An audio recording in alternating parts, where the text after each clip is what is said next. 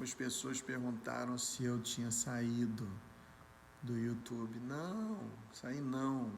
É que isso aqui é legal, estar no horário nobre na casa das pessoas. Eu falo aqui de uma só vez. Eu não tenho corte para fazer uma ideia ou um raciocínio politicamente correto ou socialmente admitido. Então eu tenho que parar, tenho que ter tempo, tenho que pensar em algum assunto meu. Todos os vídeos são muito pessoais. Então isso aqui, não sei, não consegui parar antes.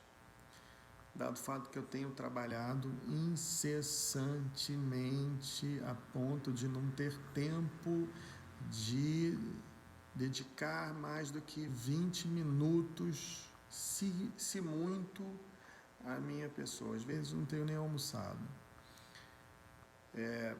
Meu pescoço melhorou, graças a Deus, mas a dor continuou.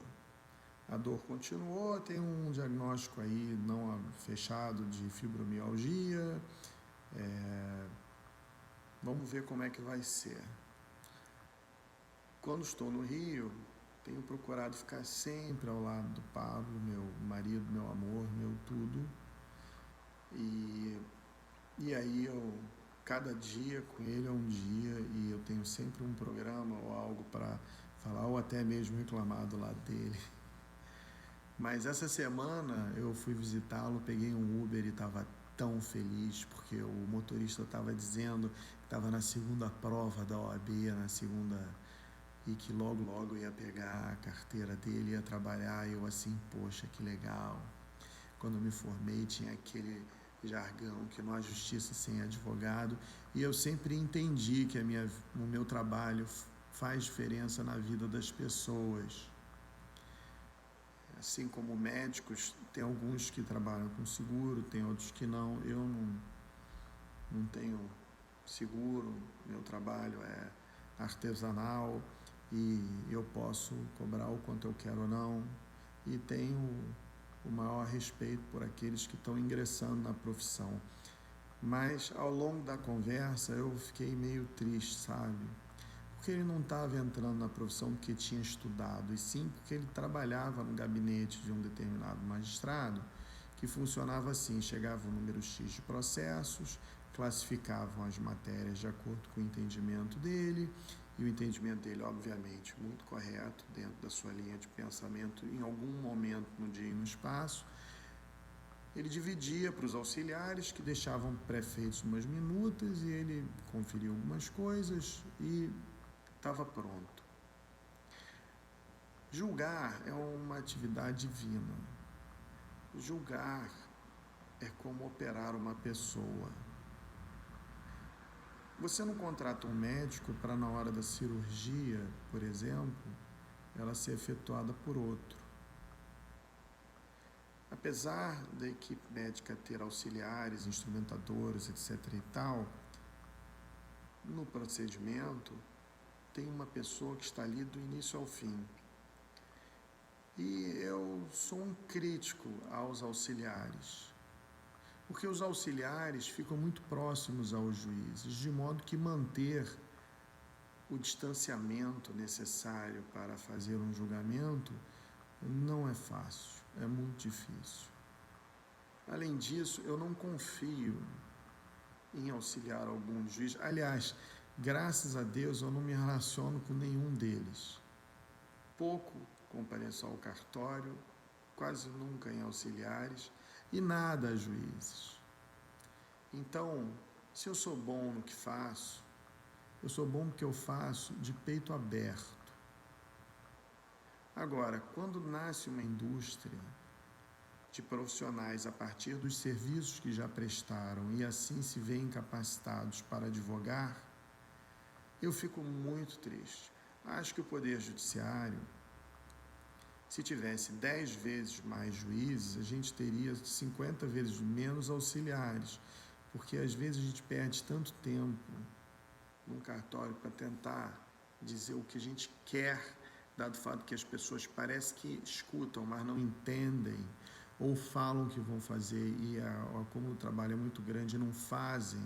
Quando fazem por repetição e fazem mal feitos e por aí vai. Era melhor parar numa vara com menos auxiliares e um só juiz e saber, aqui é lento, mas é o juiz que está olhando. Então, quando ele tiver que olhar, ele vai olhar e vai decidir, e vai fazer e vai determinar, do que parar numa linha de produção. Enfim, minha conclusão sobre isso, já com 44, prestes a 45 anos de idade, e 20 anos praticamente de profissão, é que a linha de montagem é para fazer bonito. Em algum momento,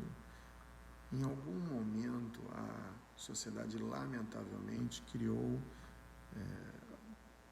processos que, numa atividade judicante, não são muito aplicáveis. Processos, eu não estou medindo ao tempo a capacidade de uma pessoa de mostrar conhecimento, de julgar em produtividade, sabe? Às vezes, eu entro em alguns cartórios, porque nós, advogados, fazemos contencioso, temos sempre que retornar aos cartórios. Eu olho aqueles números de produtividade, acho aquilo sinistro. Mas a atividade judicante, ela não tem processo auditável. Quem consegue auditar o que se passa na cabeça daquele que dedica sua vida para ler cabo a rabo e estudar o caso e decidir pelo que diz a lei, a doutrina e a jurisprudência? Não existe. E eu acho que a jurisprudência acaba se tornando uma fonte do direito moderno por conta disso, porque é mais fácil aproveitá-la para justificar as posições da criação em massa. Então, o meu vídeo acabou longo, mas assim, minha reflexão é que a gente tem aí uns 5, 10 anos de jurisprudência que são tenebrosos. A lei mudou, o Código de Processo mudou. E a jurisprudência que estão fazendo sobre isso é tenebrosa. Outro dia eu vi um comentarista falar para justificar sobre o juiz das garantias. Olha que ponto chegamos. Juiz de garantia. Juiz de garantia é porque o juiz natural não está olhando a garantia. Como é que a gente pode pensar em criar um juiz de garantia constitucional ou para justificar o posicionamento de algum em determinado processo? É porque a gente sabe que está errado, que o processo está falho e que a gente tem que criar um sistema para garantir que naquela linha de montagem, em algum momento se observou, pelo menos espero, tenha observado as coisas, a lei, a doutrina, não é? E que o procedimento tenha sido tecnicamente correto, como dela esperamos. Então, isso está errado. Acho que a história do Brasil vai mudar muito. Infelizmente, não temos evoluído. E o Poder Judiciário não tem sido protagonista de mudanças, e sim de garantias. Só que a sociedade, pelo menos uma parte delas, que eu leio nos comentários das matérias, nos jornais, eu escuto das pessoas com as quais eu converso, a sociedade tem do Poder Judiciário, em sua grande maioria, uma posição assim completamente estranha e absurda, às vezes crítica, do que é a única garantia que nós temos de ser brasileiros, cidadãos, do que deveria ser um motivo de orgulho, mas o orgulho não está em demérito, a falta de orgulho não existe em demérito aos juízes e magistrados, como a imprensa faz questão de noticiar, às vezes, botando lenha na fogueira. A falta de orgulho acontece pelos casos que para eles são julgados equivocados, e isso acaba acontecendo, seja pela falta de conhecimento técnico de quem deles relata, ou seja pela falta de, sei lá, às vezes pela pressa em se fazer uma notícia no jornal, deixa-se de até observar as coisas. Talvez o jornalismo investigativo tenha muito se deteriorado em prol da notícia em primeira linha. Então, acho que assim, o Poder Judiciário só vai evoluir quando ele tiver menos pessoas, mais pessoas na base de magistrados e menos pessoas na base de colaboradores das sentenças homologadas e votos também. E aí você vai falar, pô, Pedro, você está dando mais atribuições a um juiz, é humanamente impossível julgar tantos processos.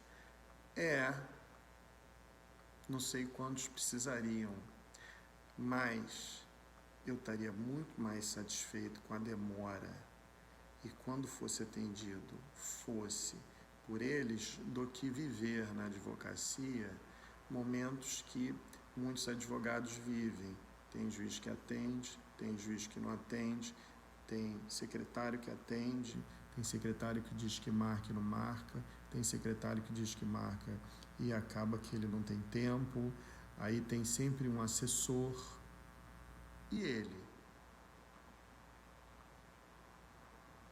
Então, no final das contas, eu saí da corrida do Uber e eu não pude dizer a ele o quanto eu não achava legal isso, porque, francamente, eu não vou mudar a vida dele dizendo para ele o que ele não quer ouvir. Ele está a um passo da segunda fase, está só esperando o resultado.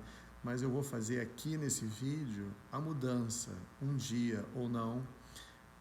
Alguém vai ver, concordar ou não, mas faz parte do que eu sou. Tá ótimo assim. E com isso eu voltei aos vídeos e voltei aos temas, assim espero. Tchau, tchau.